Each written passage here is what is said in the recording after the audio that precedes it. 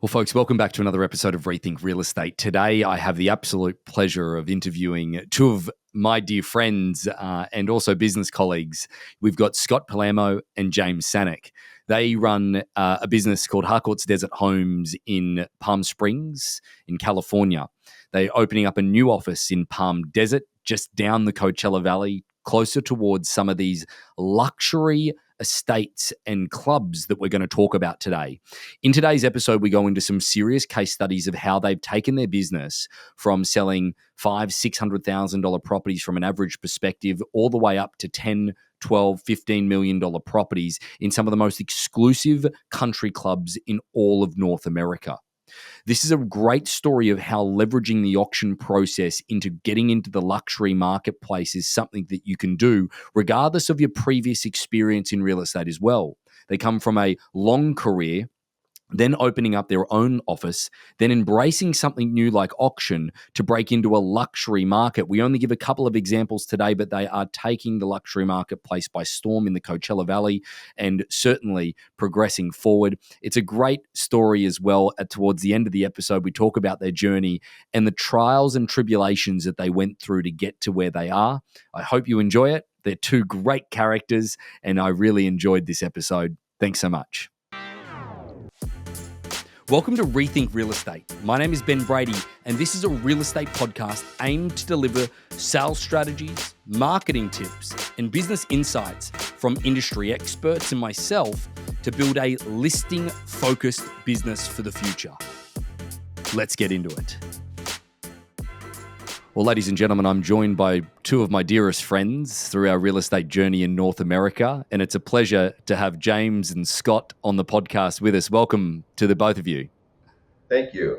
Hello. From Palm Springs. Do you know what? You guys don't realize this, but you're a little bit of, you both are celebrities in the real estate community, internal to Harcourts, but also external as well. The Palm Springs singing realtor, Scott, has definitely hit the international threshold of things. Whenever you sing happy birthday to me or something, or one of the team, is that we get so many comments on it that now everybody basically knows you in any real estate community that we're on social media with.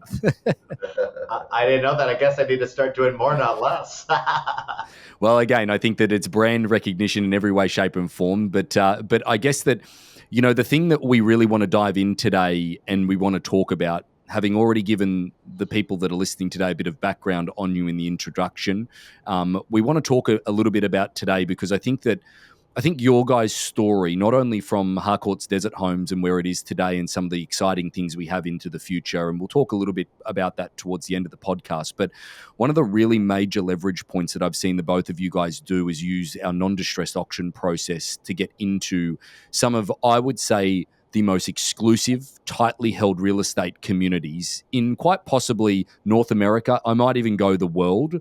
Like we're going to be talking about real estate transactions and clubs that you guys are selling real estate in at the moment where, you know, presidents, many former presidents of the United States have had property. And, you know, there's one of them that has a underground vault for people's cars. You know, like this is some incredibly high-end luxury people, lifestyles and communities, let alone the real estate that then is involved in that, the egos that then need to be navigated and the situations that need to be navigated.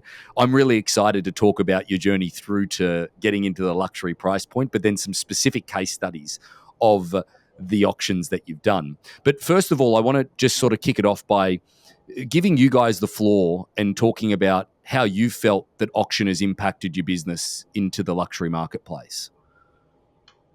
I'll go first. So when we signed our franchise fee agreement 8 years ago, one of the things that got us excited about Harcourts, besides the people aspect and the technology aspect, was the non-distressed auction platform. We're a little bit frustrated because there's only so far up in the luxury real estate business that you could go in our very tight-knit community if you didn't know someone or have something different. And although we'd sold luxury, we hadn't been at the top of the food chain, and which is really what we'll talk about later today about Bighorn, the Vintage, and some of the more exclusive clubs. So our goal was to really transform our business to a higher level and provide that opportunity to our agents who could seize that moment and understand what we were trying to accomplish. Yeah. And James, how have you seen it impact your business? Because you, on a day-to-day perspective, I remember when we first sort of started doing, real estate together, average sale price, and correct me if I'm wrong here, I'd say probably, obviously we've seen a bit of a growth in the desert marketplace with it being such a popular market over the last number of years, but would we say average sale price might be like $500,000 or $600,000? Today, I think the average sales price today is probably closer to $700,000 for most realtors. With auction, we've been able to quadruple our price point using the platform. And what was your price point, I guess, coming into Harcourts? Because you both were pretty significant, realtors in the Coachella Valley. You worked for Windermere previously, and ultimately, you guys had been. It's not like you were brand new realtors to the desert coming in with and using auction to penetrate a marketplace. You guys were pretty established. So, James, what was the average sale price for you for the both of you guys before joining Harcourts? Oh, I would imagine it was probably right around 500,000. Yeah. And then how many transactions were you guys doing a year? At that time, right around 35 to 40. Okay. And so that's, it's significant volume. It really is. And I guess a little chuckle to the luxury price point is that it's a little bit easier to, go ahead and double end a $6 million transaction that we'll talk about later on. But it's a little easier than doing a whole bunch of those transactions, correct? Yes, it is. Because you're working with much more sophisticated people. So in one sense, the transaction is a little bit easier on one hand. On the other hand, because you're dealing with high net worth and ultra high net worth people, you better be sure you cross your T's and dot your I's. Yeah. Now, I think that the part of this that I want to talk about first of all is getting an opportunity, because everything comes down to one individual moment, one individual opportunity. How did you guys actually break in to some of these tightly held markets? Could you maybe talk about some of the exclusive clubs so people can get an idea of the desert market, and talk about how tightly held the real estate is within each one of those communities?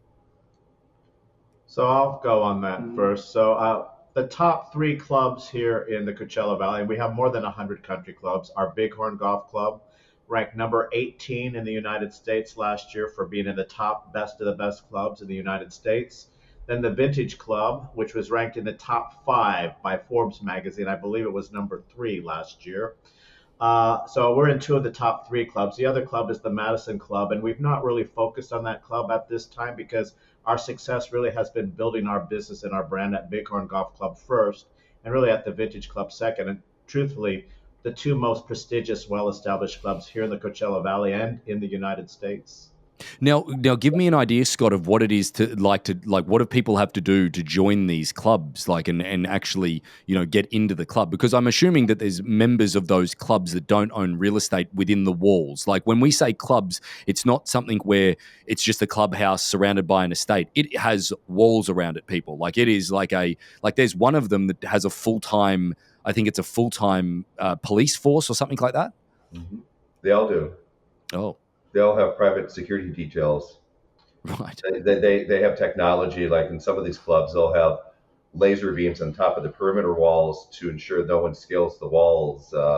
They have sensors on the walls that if someone places something on a wall that's either warmer or colder than the actual wall temperature, like a bomb, sensors go off and then dispatch the security detail, or ultimately start pushing buttons where the U.S. Secret Service or the FBI or the local police department is dispatched within minutes. Wow. And then joining one of these clubs, what is the expense to do so? So the most exclusive and most difficult club is the Vintage Club. So first you have to, in order to get into the Vintage Club, you have to be sponsored by 2 members. You go through an interview process where you go through, and you're literally through committee. They take you through that process. If you get through that process, which does include a background check and all that around that as well, financial records, then you have to write a check for $250,000. And so you have to buy a piece of real estate, and at the club we're talking $1 million to $20 million, depending upon the property. You've got to have the ability to have 2 members that want to sponsor you. and you also have to have the ability to pass the interview. And just to give you an idea, the Vintage Club is where the presidents have been, and that's where Charles Schwab is, the Nordstrom family, Bill Gates, to name a few. The amazing part about the Vintage, we've met a lot of really amazing people there, and you might not know they're a billionaire unless you were in that club. Bighorn, I would say a slight step down. It's the same price point, $250,000 to join the club. There's also monthly fees and annual fees that are in addition to that. But at Bighorn, you don't go through two people having to sponsor you to get into the club. So it's a little bit easier sell at Bighorn because although they're both at the same level, it's just a little bit higher level when it comes to the requirements to join the Vintage. I just the thing that just I wanted the audience to understand is the exclusivity of these places. Like, because when you guys first told me, because again we've stayed connected on some of this luxury stuff that you guys have done, and you're telling me about these clubs. I had to admit, like, again, I trust you guys implicitly, but I walked away going, are they telling me a story on that? That just sounds too difficult. Like that just sounds like ridiculous. And then we grew into doing some of these transactions, and nope, absolutely perfectly true. And talk to me about some of the other internal sales of like I know that it's been really difficult to break into these markets. I'm trying to paint a picture for people in the sense to get a understanding of then there's internal sales teams within these communities, basically like on-site sales, if anybody understands new home construction or something along those lines. And to penetrate that marketplace has been really difficult because they're in the ear of everybody and all of that stuff. Can you talk to me about the exclusivity hold that those realtors have on those communities?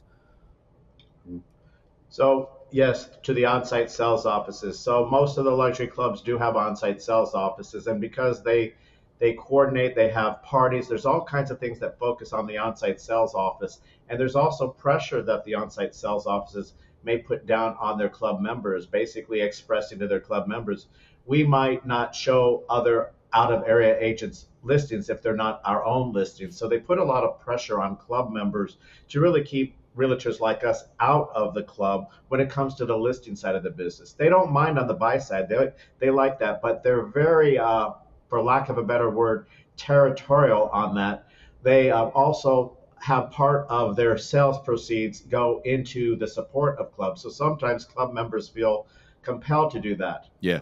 Yep. The other issue that we found is that sometimes when you have an entitlement type situation with an on-site sales office, they're not doing the same work that a team like James and myself do when it comes to launching a property. They'll minimize the photos, they'll minimize everything. So they're not providing the same high level of service to their sellers because it's almost viewed as this is my business or this is an entitlement. So we've really come to work with the on-site sales office to build our relationships with all of them so they don't feel that because they're still doing a majority of the business. We're just getting a snapshot, and we just want to have that piece of the pie as the plan B. Yep. Often as well. So talk to me about this then, and I think that it's an important point to now segue into where the auction has come into really getting you guys in the door. James, with the properties that you've done in the Vintage and Bighorn, have those properties been properties that the on-site sales team have had previously, and maybe because of a bit of complacency or maybe not having those traditional real estate thoughts or marketing thoughts or things along those lines, they haven't been successful through the traditional element, and then you've gotten in the door with auction? That's exactly right, Ben. Many times the on-site sales office will almost artificially increase the list price to maintain a certain pricing integrity within the club. And many times their listings are overpriced, so they do not sell. And then after 2 years in the market with one listing and 5.5 years on the market with another listing, the sellers get seller fatigue because the property's not sold and they've got their carrying costs. And so with auction, it provides us the opportunity to get our foot in the door, to have a different conversation with them, how we're different and how we would go about marketing their property by lowering the price and doing an extreme amount of marketing. When I say extreme amount of marketing, in comparison to what the on-site sales office does, for instance, many times they only put 5, 6, or 7 photos online of the property. Yeah. Maybe a 2-sentence description of the property, basically saying, call the on-site sales office, where we, on the other hand, will do 50 photos, we'll do virtual tours, we do an agent introduction video to introduce the property to the marketplace, and we do considerably more marketing. So when sellers see that we're producing and selling their properties in a short amount of time for top dollar, that only helps us because then they share their experience with other club members as to their experience, because what we've learned in the last 3 years is there is a growing minority Yep. of homeowners at these clubs that want a plan B. They want a different option to work with because they're not necessarily beholden to working with the on-site sales office. It's amazing. It's like one of those theories, and it's one of those pictures that you sort of see a seller's eyes light up when you say that about the auction process, is that, hey, with all due respect, the best property in the world will remain unsold even if you spent millions of dollars on marketing if the price is wrong. It's kind of, it's one of those things that, at the end of the day, not only do you guys then with the auction process get to certainly market the property, kind of removing price away from the equation, but second to that is that with the auction process is that you cast that net so much further that then it actually highlights the property even better from that perspective. Now, I guess that I want to break into some individual case studies here, and I want to talk about starting off with how you got your foot in the door, how auction assisted you guys, how we got the property sold. And I want to start off with the property at 200 Palm Ridge in Palm Desert. Okay. Can you guys give us a little bit of background on that property? Scott, maybe you could give us an introduction to how it came to be and how it all happened. Well, first we have to thank the Green team for helping us out with that, Justin and Chad. So they had made a call and had established a relationship along with Bill Pasqualiano with the seller. And the seller had the property listed for sale, and it was more than a year process of building a relationship with the seller and truthfully not coming after the seller to take away a listing from the on-site sales office, but to build the relationship so if he ever needed a plan B. And this particular seller, what was great about him is that he auctioned his wine. He owned a vineyard and they had done some auctioning of wine. So understanding that we had our non-distressed auction platform piqued his interest, and it really began the conversation. So over a period of time, that listing had been on and off the market with the on-site sales office multiple times over just under 3 years of time. And so during that time, when the listing expired, the seller was ready for a plan B. So Scott, just to be clear on something, just for my information, price point that it was on the market at previously, how much was it around listed for? $9.95 million is what. Okay, and then it was a provoking phone call on an inbound perspective, because just to be clear, we won't mention who it is, but it's a celebrity winemaker. If we were to say their name, I think 90% of the audience in North America would understand what wine it is. They probably drunk that wine, to be honest. But realistically is that he had a property, I think, on the coast in California. Bill had made a phone call to him on that property, and then he'd mentioned the property in the desert that had expired. And then you got in come the knights in shining armor, James and Scott, to save the day with the auction process in the desert and actually build the credibility there. So it was that type of introduction that he was just simply fed up that a property at that price point was not moving. Could you explain, I know this is a little bit off that individual topic, but that price point in the desert, I think post-COVID, and during COVID market and post-COVID market, it's a little bit more recognized that there's some real luxury transactions moving in the desert.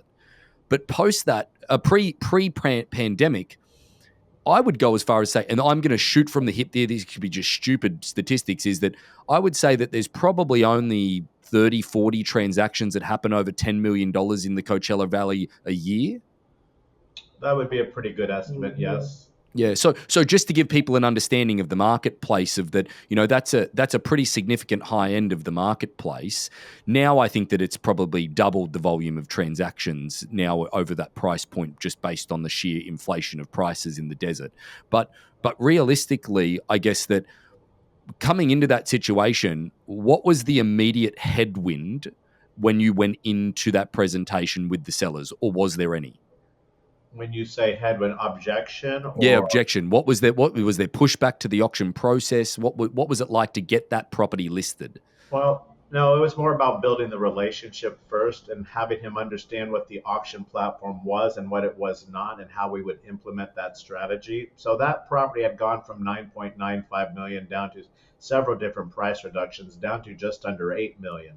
And I just want to say an $8 million property in the desert in 2020, right before COVID, because we went into escrow the day of COVID, Yeah, that's right. shelter in place, you can basically double to triple those prices. So a $7 million property in the desert back at the beginning of COVID would be a 15 to $20 million property in Los Angeles, Orange County, San Diego, the Bay Area. So to put some, some boxes around that, just to understand, we're talking about a very high level of listing when compared to major cities. So it was about the relationship. But the other point was, what's the property worth? Yeah.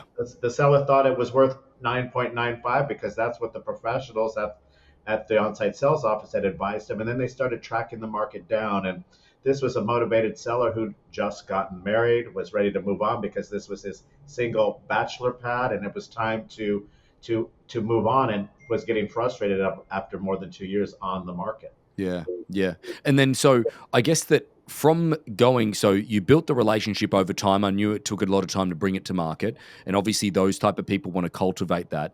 James, through the process, once it goes live, was there a lot of interest in the property in comparison to it being on the market traditionally?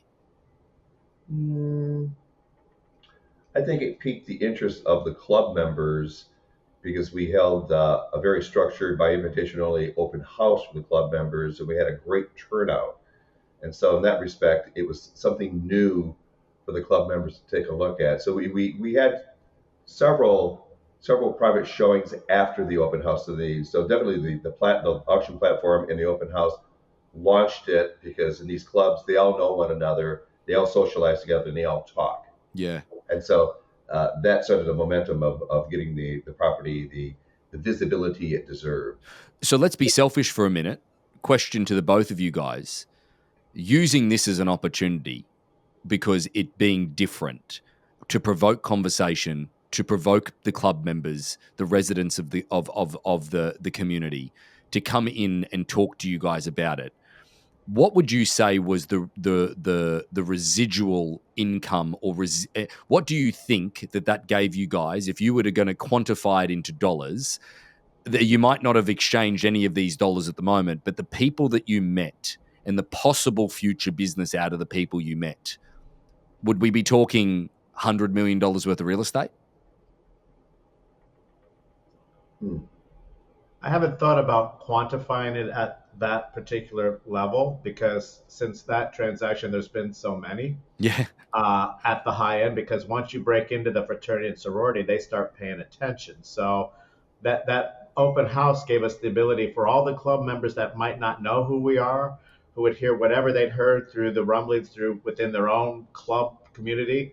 Who are these guys? We don't know them. We've never. Who's Harcourts? What's Yeah. all that? Yeah. Yeah. Gave us the ability to set a foundation within the club to build trust and respect within the community, so that truthfully, once that property did close, we now had a reputation, and that began our journey in terms of really beginning to not just develop our business at Bighorn, but at the Vintage and other luxury clubs. So we want to quantify that now into dollars. I think 100 million. I don't think we can, I don't look at it in that type of respect. I look at it more in the value is unlimited because it continues to feed our business. And every year, That's a good point. That's a really good point. 2022, most realtors suffered. James and I had our best year in our entire 24-year real estate career. So we knocked it out of the ballpark, and part of it was the focus on the luxury brand.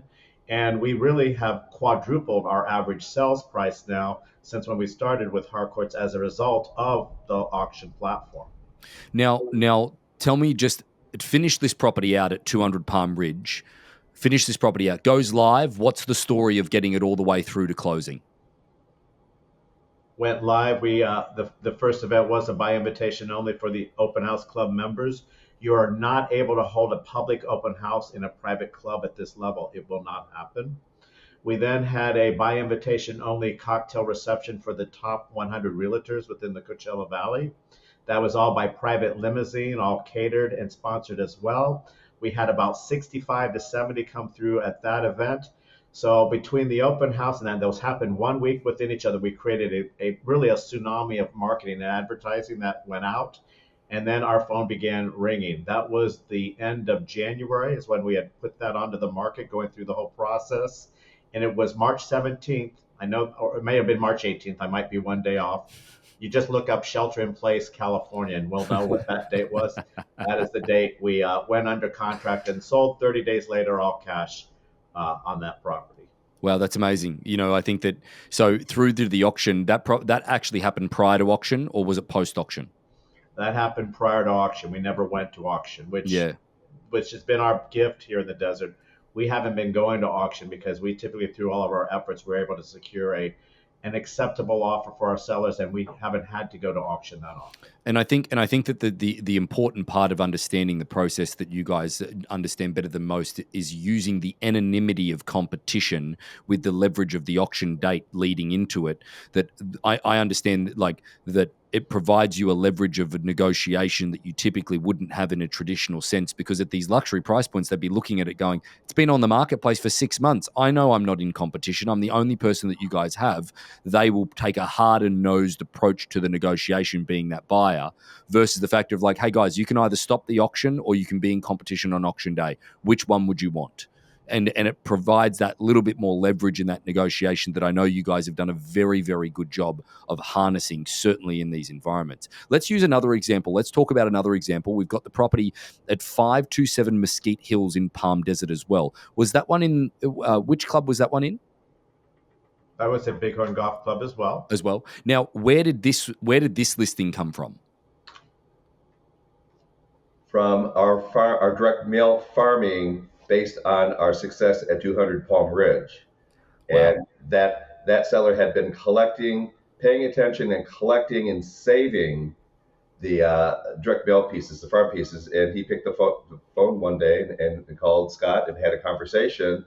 And it turns out he's a major builder out of Denver of 40 years who's built literally thousands of apartments and homes. And he's built several custom homes at Bighorn. So he's a well-known club member. Wow. So amazing how one thing turns into another and it starts to snowball. So then tell us, had this property previously been on the market, or was this a renewal property to market? That'd been on the market as well by two different agents. First, the on-site sales office had it for about a year to year and a half. And then another agent that is a well-known agent, top producing agent who I respect and really has been a great team member on other things for us, took the listing as well, but it was just always priced too high. The world of real estate, this is an Italian masterpiece, and so many people have been focusing on modern that there were some limitations to that property. One of the most beautiful properties you'd ever sold, but you had the architectural style objection to overcome, and it's difficult to price in something like that. But this property, just like the other Bighorn property, had started out right around 10 million and chased it all the way down to about, I believe they had it at 6.7 million. Wow. when it expired and when we took it over. I think that, there's something to be said about you guys coming in to save the day, riding in to save the day with the auction process to keep the integrity of these properties. Because, you said this before, Scott, and I want to really touch on this as a point right now, is that what are these things worth? Who knows? I think it's an insult to these people, these intelligent people that have obviously done very well in business, to sit in front of them and try and predict what their property is worth when you're not willing to write a check for it. And that, I think, at this price point, in these markets, in this exclusive territory, is worth its weight in gold on its own right for auction. Agreed. So tell us about this one. As it comes onto the marketplace, what was your bidding to start from price on this property in Mesquite Hills? 4.5 million. And then, so tell us the journey of this one. When did it sell, and how did that process go? That it was a fun process. I was the lead on that, so a lot of on the high-end luxury auctions to keep myself in the flow of not just being the managing broker and coaching our agents. James runs our private business, but I get in, and my name's attached to all of that. But when it gets to the super luxury or the high-end luxury, I am always involved because I want that ability to coach and train all of our agents. So on this, we listed, it was mid to end January. Again, we had a showing actually while I was at the Harcourts North American Sales Conference, actually right before the week before, and it was a club member who received another one of our postcards and called me directly because he wanted additional information and he wasn't getting it from his previous realtor, so we were the realtor he called.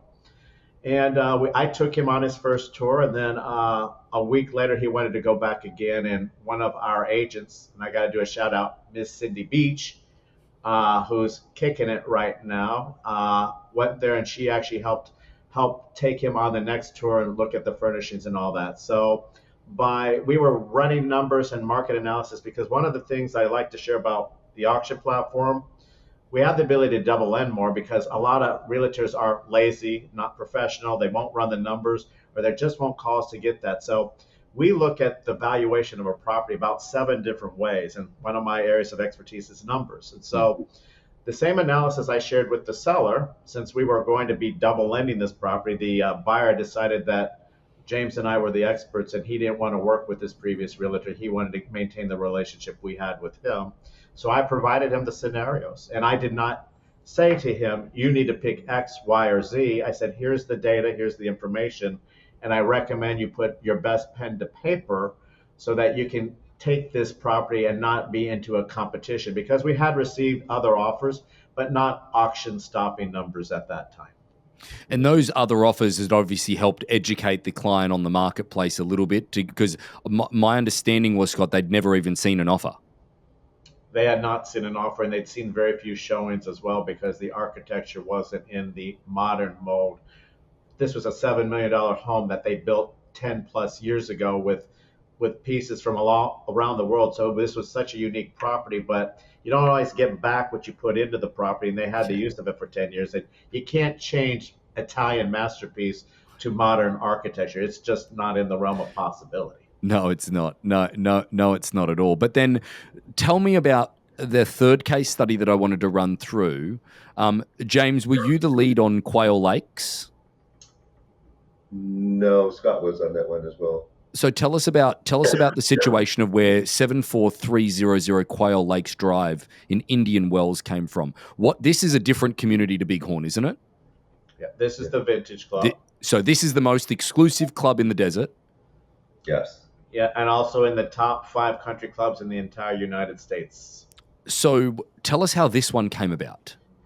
This one of our agents, one of our brand new agents, family, Jermaine Wright, shout out to Jermaine Wright if you're watching, had this opportunity, but she was brand new into the business. And so Jermaine's family opened up a door for a conversation on a listing that had been on and off the market for 13 years.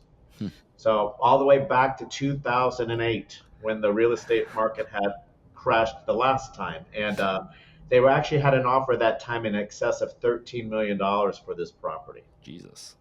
Wow. And it's a 15,000 square foot estate. It was the last estate that Mr. Steve Chase, a very well-known interior designer worldwide, had done. So it had a lot of great history to it. So when the market crashed, that $13 million buyer disappeared. And so the estate had to learn an interesting lesson. And as 2008 became 9, 10, and 11, they went from $11 million listing down to a 9.9 listing. And there were, I don't remember exactly, about 7 different realtors. Most of them I know who had experience getting this done, but nobody could get it done. And when we brought it on board, the last offer on the property in 2000, and don't quote me exactly, I wasn't the agent, right around the 2017 timeframe had been right around 7.5 million. And the estate had chosen not to take the 7.5 million because they were still licking their wounds from the $13.1 million offer from behind. So it's hard to comprehend that an estate at this level, it was an amazing estate, could drop in value so significantly, and that no one can truly appreciate what this property really was. Can I try and get your thoughts on that then? Just that, let's philosophize about real estate for a second, not this individual case study. James, what is your thought about what it does to a property to sit on the marketplace for that long, the reputation or the tarnishment of that reputation of that property, regardless of whether it's still a beautiful property or not? What are your thoughts around that? sadly, it becomes a bit of a white elephant, and it's kind of everyone knows about it, and everyone basically ignores it. So when we took the listing, we knew we had a big snowball to push up a hill to create the excitement and create a momentum, and so we had to think outside the box with that, didn't we? Could you both imagine sitting there as a traditional agent being called into actually that appointment after it's been on the marketplace for that long, and then sitting in front of them, and they go, "Well, what are you going to do? And what are you going to do differently?" The honest answer to that would just be absolutely nothing. I'm not going to do anything differently. I'm just going to try it and hope that my timing is good. That's the honest answer. Imagine sitting there without auction and actually having to justify that you're going to do something different. Right. But you can't, because the other way to do it is, it was my first broker, Mr. Jerry Premack, said, price fixes everything. Well, price wasn't fixing everything on this particular listing because of this long, long history attached to it. And there's nothing wrong with the property itself. It was just 15,000 square feet of a 1990 property that needed a major rehabilitation to what we live on today. But the materials, there was nothing wrong with it. There was just going to be a lot of money and time in order to get that property to the next level. And who wants a big giant project? If you can afford a $5 million property, you might be finding the done $5 million property, because where we live we live in a place you choose to live. You don't have to live in the desert. Our clients are wealthy, high net worth people that these are second, third, and fourth homes, so they don't necessarily want another project. No, that's right. What would you say to this? I'm just having a thought. And again, it could be an outlandish thought, but I'm thinking about it. In this situation, if you're taking on a property, and we've taken on a fair few of properties like this where it'd been on the marketplace for 5, 6, 7 years, 8 years. We've got so many case studies around being able to, and I say revitalize the reputation, when I actually don't think that's what we kind of do.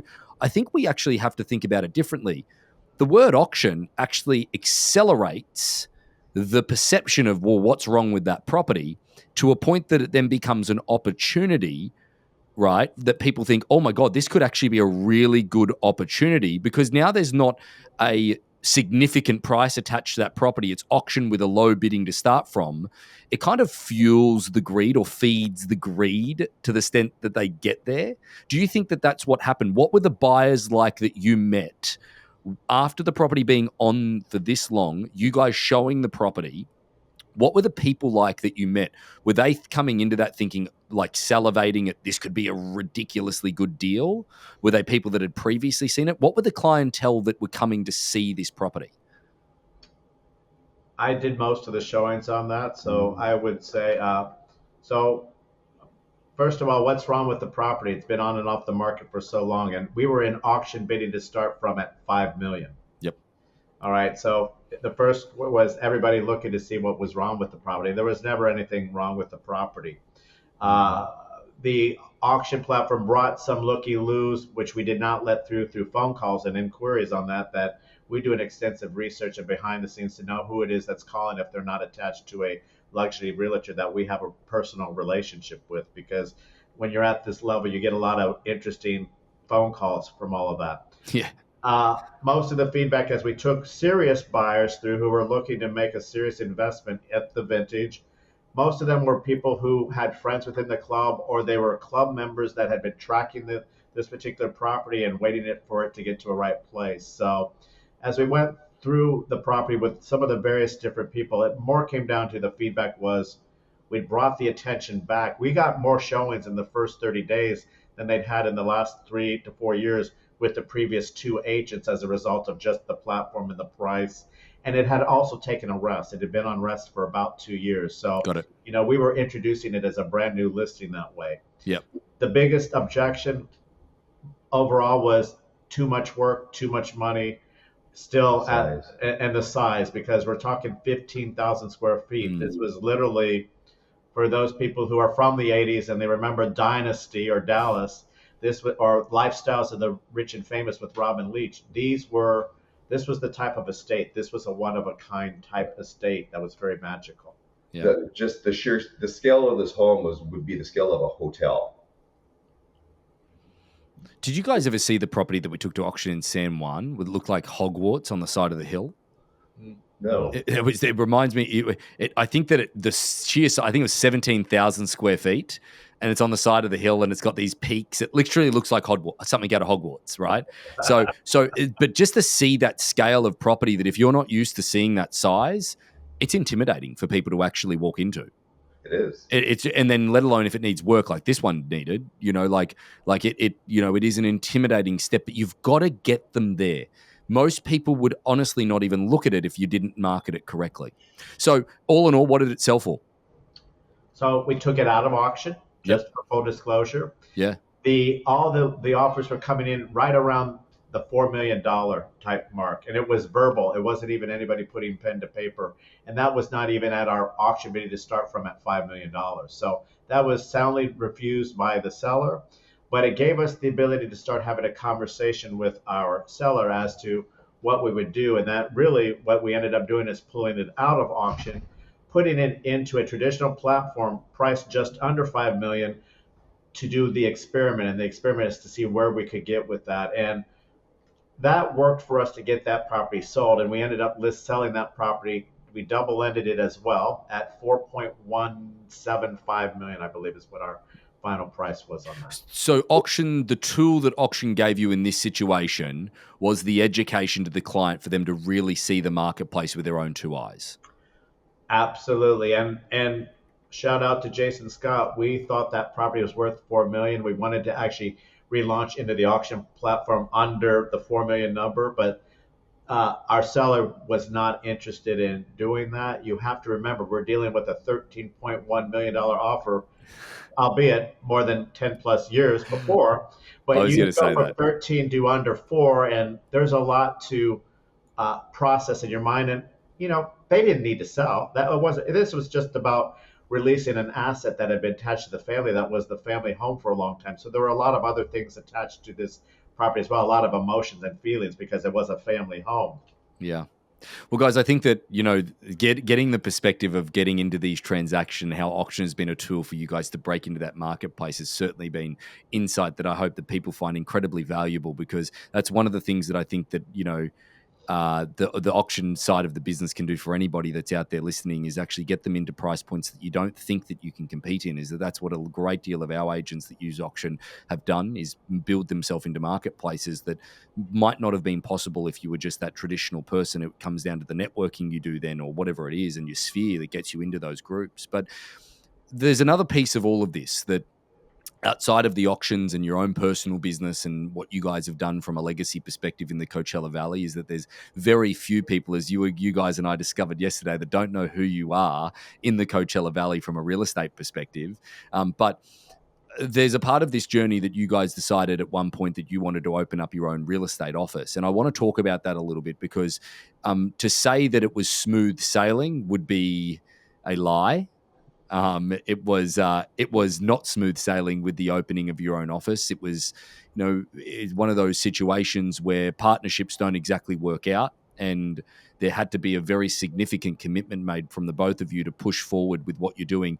And I think that the one word that comes to mind when it comes to what we do in real estate, and if you're going to take a leap into a venture, that you absolutely have to have is conviction.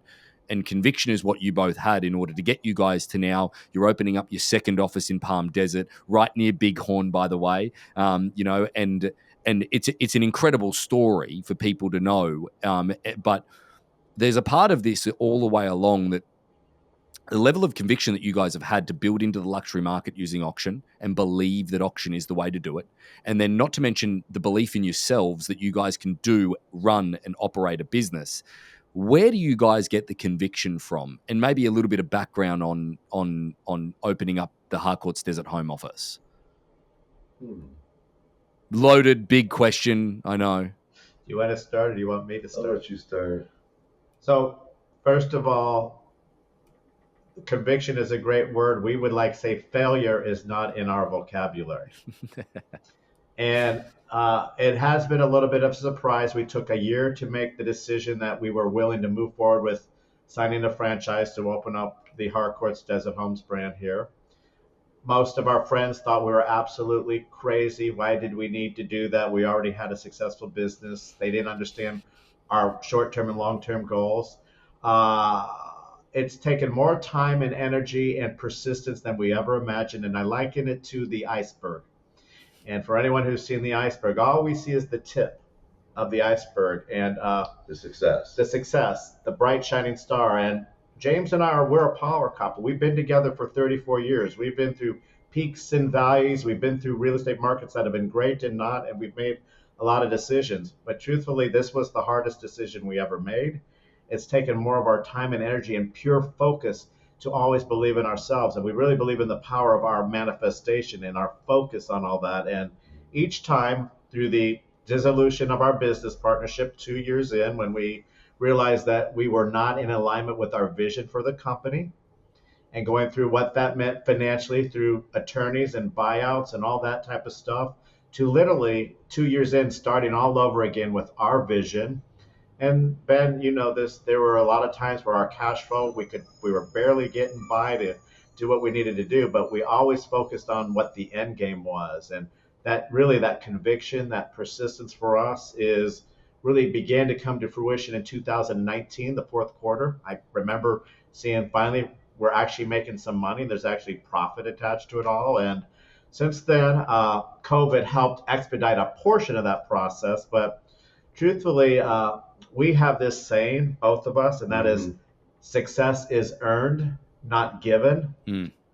It's not entitled for us, and we've worked really hard to get to this place now. And part of it now is we like to share our journey because we hope it can inspire other people to understand that if you continue to focus on your success, that you can manifest it, and you can't give up, because there were many sleepless nights and many long conversations that both of us had where we almost thought we might not want to continue forward. And then we realized we were in charge of our destiny, and we just pushed forward. James, how's the feeling for you of if you look back on where you guys started to where you are now? Though we went through a few years of struggling, I knew in my gut told me that we would be very successful in this business. We just had to persevere and get over some of the obstacles that were in front of us. And through friends and family and our colleagues that supported us and gave us advice, we did just that. And in addition to one of the sayings that Scott just mentioned, that success is earned, not given, we as a couple have another saying, and that saying is, together we're invincible. And that's been one of our mantras really almost since the beginning of our relationship. And we reminded each other of that mantra several times during the dark times. And I'm so glad that we stuck together and really just worked harder and got smarter and became smarter businessmen through that process. And looking back now, I'm glad we stuck it out and we went through those sleepless nights. Can I ask, there's the conversations between you guys from a personal, you guys are both a couple but also business partners. And, I deal with that with Callistra as well. And Callistra and I look back at, the tough times that we've had, coming and starting a business and doing something different in North America. And we look back and there was never a moment where we ever were going to give up. But was there a moment that you guys literally threw your hands up and said, this is not doable? No. No. I think we may have approached it at certain points, but no, we never either said to one or the other, I'm throwing in the towel, I can't do this anymore. That was never a conversation. There's a pure correlation between that, because I asked that a question of a few of our guests, is that did you ever get close to giving up? And keep in mind that the people that I interview are the most successful people within what we do, because at the end of the day, they're the people that we operate with at a high level. And there's a correlation that everybody says that. No. And the other part, it's funny. And I think that you guys might draw a parallel here, is that you look back on where you are now and versus where you started. And did you expect to be there? And arrogantly, yeah, I expected you guys to be where you are. And I expect more. Yeah, we've only just begun. You said earlier, El Paseo, Palm Desert, that's the Rodeo Drive of Beverly Hills. So for us, it's the day has arrived. It's time for us to own our pure potential and really convict ourselves to the next level and attract really great like-minded talent, because our vision for our brokerage has always been quality, not quantity, and like-minded professionals, full-time professionals. I want to take advantage of our platform because it's unlike any other. And so it's been the path these past 8 years. When we look back, sometimes literally, even before this call, I pinch myself to look back to 2014 when we were evaluating Harcourts, to 2015 when we signed the agreement, to 2017 when we went through the dissolution of the partnership, and to see who we are today. And we've gotten a PhD in life on every aspect of what it takes to succeed. So when we go through myself with the interviews with various agents to recruit them, or you hear the all the negative speech, we've just had a lot of teachable moments. Our negative is never negative. It's our teachable moment and our focus on how we can succeed and push ourselves to the next level. So it's not easy. And if it was easy, everyone would be doing it. And it's not. But that's where the true success comes from for us. And for our personal relationship, uh, we've had it's, you have to balance those two worlds. But I can't imagine doing it with anybody else, because this man is the guy that when it was dark, when I wasn't sleeping, when I had a few more doubts than he did, he was the one who kept saying, believe, just believe, trust me, I know what's ahead of us. So it could get me teary eyed, but it was his belief that helped me continue never to give up. So, Do you know? I have to add to that, because you obviously get that from a personal perspective, Scott. Is that James is probably one of the guys who walks into a room, and I always, when James walks in and I see James, it's always a joke, it's always laughter, it's always optimism, it's always, hey, things are great, hey, we're moving forward, hey, it's good. So I think that that's to be said about any attitude in an environment or in a moment where others are down. If you can uplift them, and you guys have the benefit of maybe being a little bit of a yin and yang working perfectly together in those situations, I think that that's probably a little bit of an essence of success, of your success and your persistence. Agreed. yeah, I would agree to that. That's good. Well, guys, I think that at this point, not only have we gone through some very successful moments from the auction perspective, but then obviously a little bit of an insight to what you guys have done to build a business. I think that it's given everybody a very good all-rounded perspective. But there's one thing that I think that has to sort of put the cherry on top, is that you guys put yourself into an environment and you immersed yourself into an environment. You chose to learn something new because you wanted to see whether or not it was a benefit. So being genuinely curious, even though you'd already built a successful business, and actually wanting to immerse yourself in the tools and resources that were available to you, I think that's a part, that curiosity and that continued curiosity that I see from the both of you would probably be another essence of your success so far, that I would say as well. What are your thoughts? How do you stay curious? How do we stay curious? Because you guys both are. You're always asking questions. You're always asking. You're never like, no, it should be done this way. It's always like, well, what do you think of this? I think our nature, truly, both the two of us, we're adventure seekers, and we get stimulated by taking ourselves to the next level in all different types of capacities. So anyone who's met us and understands us is that our personal and our professional roles, they do mix and mold together, but our adventure, we're on an adventure together, and being on that adventure keeps the curiosity going for us. So we don't like just settling and just sitting out and hanging out. I mean, yes, we want to hang out by the pool, have our cocktails, or do our relaxing things and do our traveling and all that. But part of the success of our personal relationship has always been inspiring each other to the best level, both personally and professionally. So that was part of the reason why we purchased the franchises. We were a little bit bored just selling real estate. And when we were looking at the Harcourts opportunity, and I have to say it's been a village. And Ben, you have been part of this. Rob Ford has been part of this. There's been so many people. Our success has not been just the two of us and our focus. It truly has been our village that's been there. And they've seen the transformation. I mean, those people who know our story truly understand that we've overcome a lot of different obstacles to be where we're at today. But part of that too has been our inspiration in each other to always take each other up to a higher level, because why would we want to go in the reverse? Yeah, That's fair. not who we are. Mm-hmm. So James, your days in IBM in that corporate world, you were a pretty high-flying executive in the IBM world, and traveling all over the world, dealing with accounts like Toyota and some. James has got some great stories. If you've got the time, guys, it's absolutely great after a couple of glasses of champagne to listen to him with the couple of stories that he's got in the corporate world. But have you brought any of that over into real estate? I have. When I left IBM to join Scott's business 20 years ago, I brought my knowledge of systems and checklists and SEO strategies to our web technology, and really the IBM training of how to qualify a prospect, or maybe how to disqualify them, taking different angle and using psychology to basically elicit the true sense or the truth from the prospect, and to ascertain whether or not they're worthy of my time or our time together as a prospective client.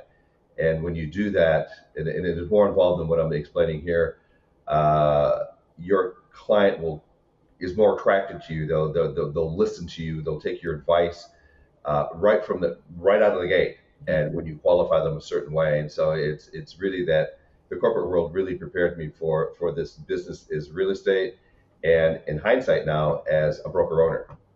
Absolutely. Well, guys, congratulations on all of your success. I'm excited to be part and watch the journey all the way through. And thanks for joining us on Rethink Real Estate. It's our pleasure.